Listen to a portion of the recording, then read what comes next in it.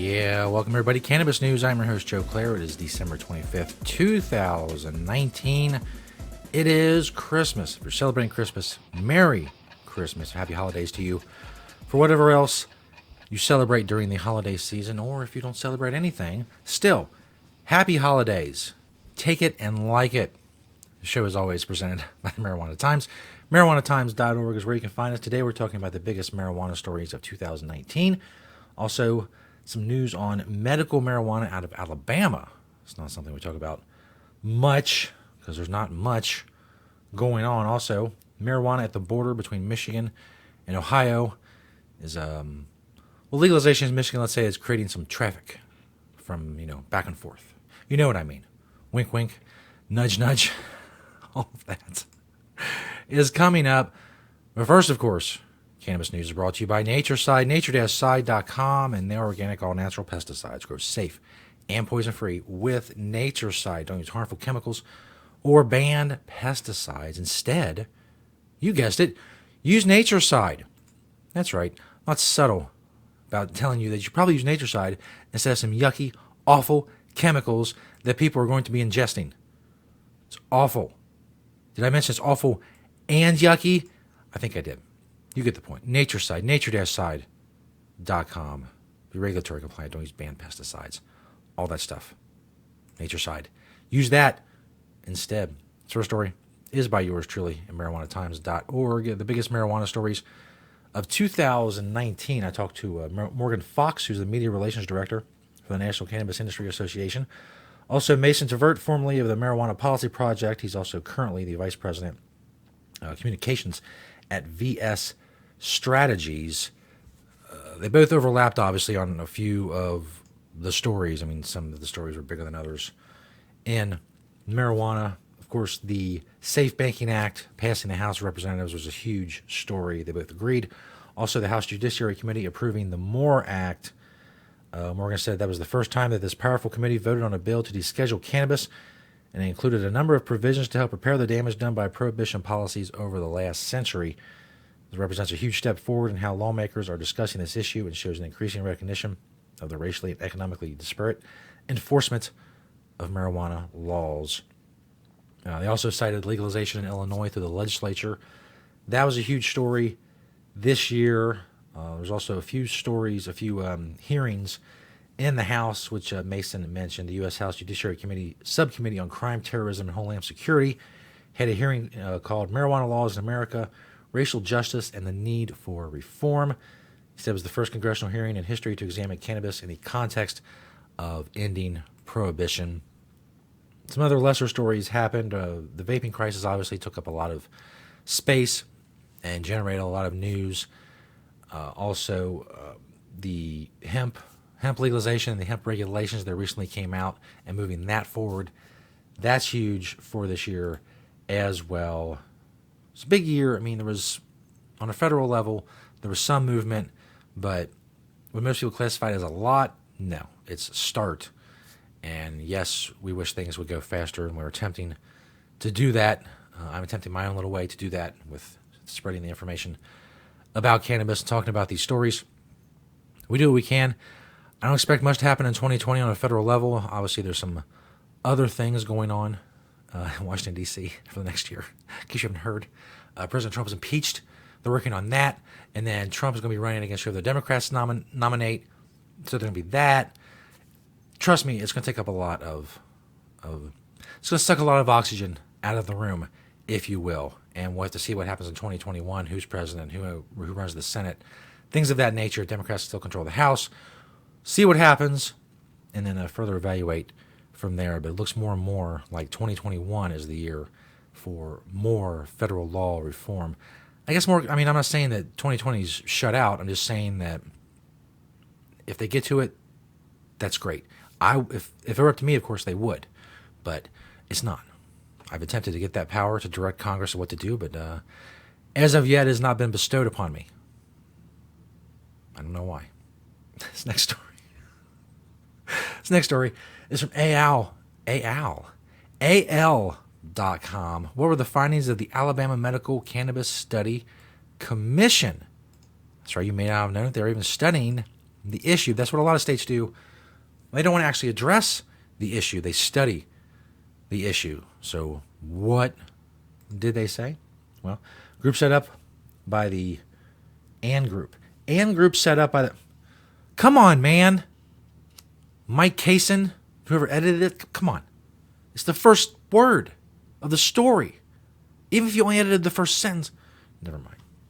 The Alabama legislature to study medical marijuana, has finished its work and issued a report.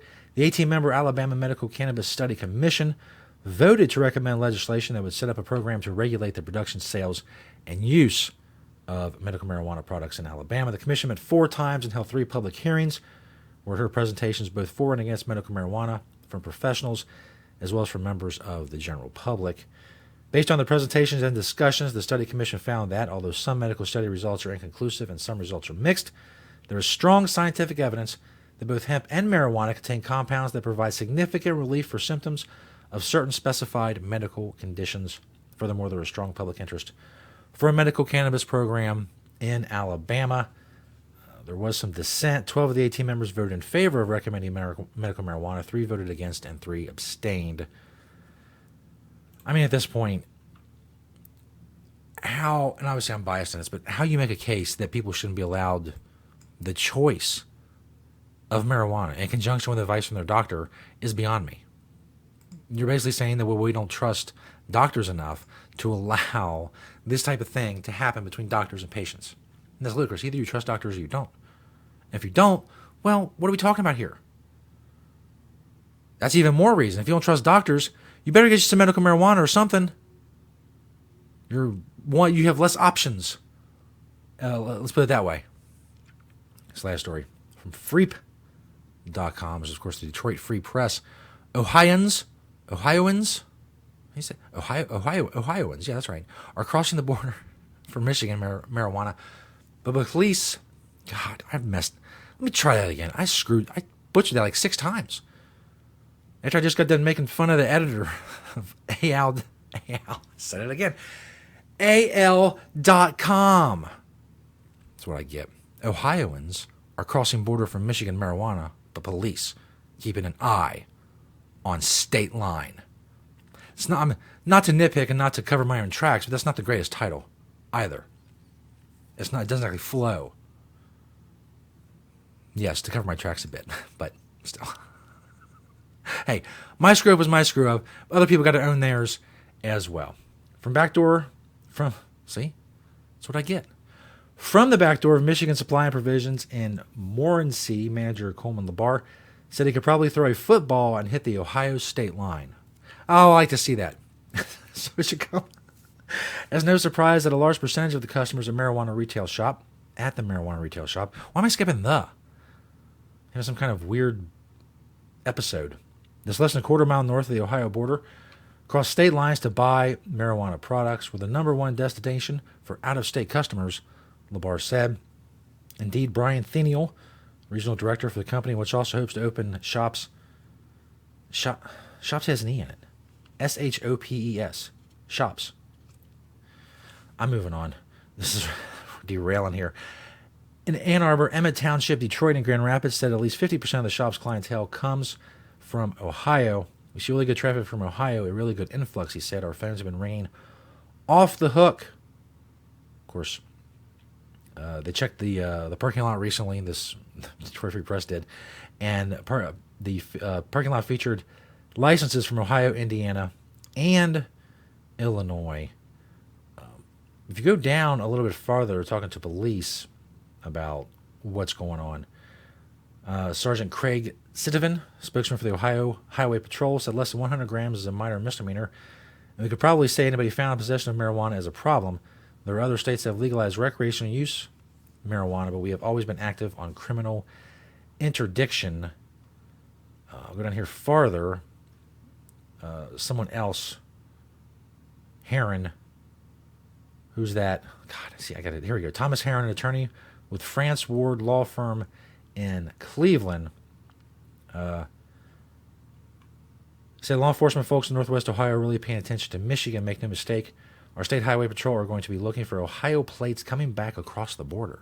That's the sentence that really I mean, it implies, at least, I guess a lawyer would think this, that that's the only reason they're going to pull people over. They're going to see an Ohio license plate and assume they have marijuana and pull them over. And that's just... There's all sorts of problems with that. It creates all kinds of issues with pulling people over just because of the state they came from. No laws have been broken. There's no probable cause whatsoever. Unless you're going to claim that them coming from Michigan back into Ohio somehow constitutes probable cause because they sell recreational marijuana in Michigan. I don't know. I foresee many, many court battles in the future over that. And hopefully marijuana consumers win those future court battles. Thanks, everybody, for checking us out today. Again, Merry Christmas. We're here 5 days a week. Again, it doesn't matter. It doesn't matter. Cannabis news doesn't stop. I don't stop. I'm here on Christmas with my festive hat to bring you the cannabis news. 5 days a week, marijuanatimes.org. Find us on YouTube as well. If you want the audio version, search the Marijuana Times on Apple Podcasts. Thank you to Natureside, nature-side.com, and their organic, all-natural pesticides. Thanks to all of you for watching and listening and liking and sharing and commenting and all of that today and all other days, especially for today. We'll see you next time right here on Cannabis News.